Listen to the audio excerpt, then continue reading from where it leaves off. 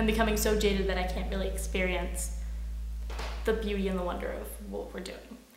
Because you meet so many incredible people with heart-rending stories, and your job is so tasking and so stressful on an emotional level that it's really hard to come to terms with that. And so one option is just to let the emotions and let the stress of it overwhelm you and just not be helpful to anyone. On the other extreme, you could just do the nuts and bolts and the facts of the work and not bond with anyone. But that's not really helpful either. So within community, within ministry, in every setting, finding that line where you're actually bonding with people and you're actually connecting.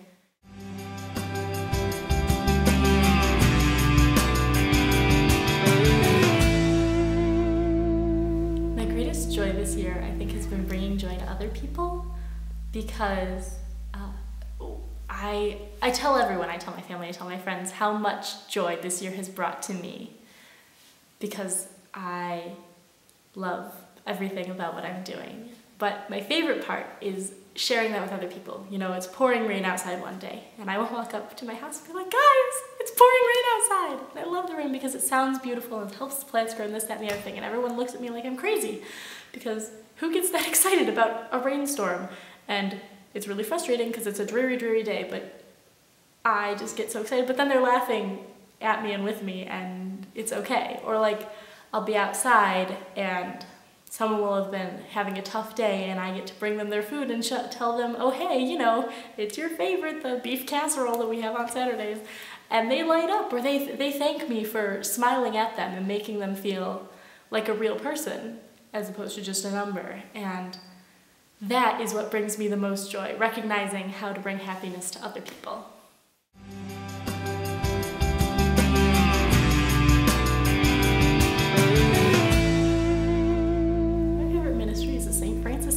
Because that's really, it's not my only ministry, but it's where I'm focused most of my efforts. My favorite thing about that is the incredible supportiveness of that community. I was overwhelmed by it. I still am, actually. The staff support each other, the volunteers support each other, the guests support us and support each other. We support them and they support us. It's not at all just a give, give, give relationship from staff to guests. The people who come there really, really lift us up in so many different ways, just by saying thank you or telling us about a free concert that's happening next week at their church, or a million different things. And then there are the guests who come and volunteer. There's the staff people who notice we're low and say, hey, what's going on? Do you need to go talk? Or I see that you're sick, go take the afternoon off. And then it's when we can have the freedom to step up to other people and be like, okay, it's your turn, take a break. You can get pampered now a little bit. And that mutuality and that explicit love for each other, it floors me every single day.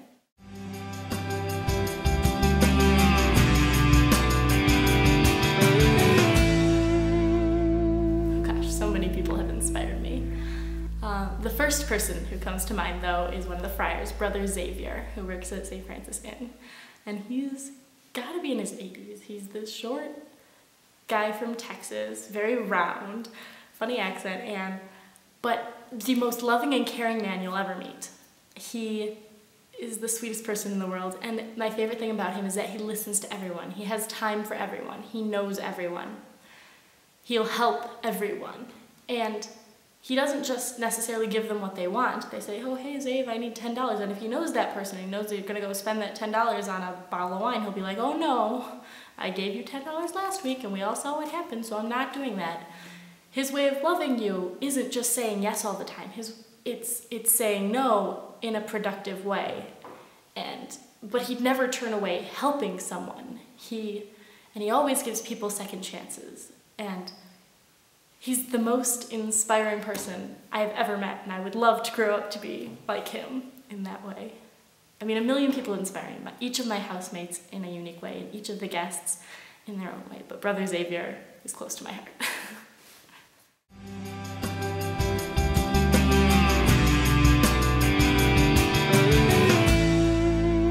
I came in trying very hard not to have although I know my sister did this program before me, so I did have a few from her, and they have been met and exceeded. Like, the amount of support that I have, the intenseness of this program is something I don't think I necessarily expected, but I'm so glad to have experienced. I think my vision of FBM has changed in the relationships that I have with people, in it becoming personal instead of an idea.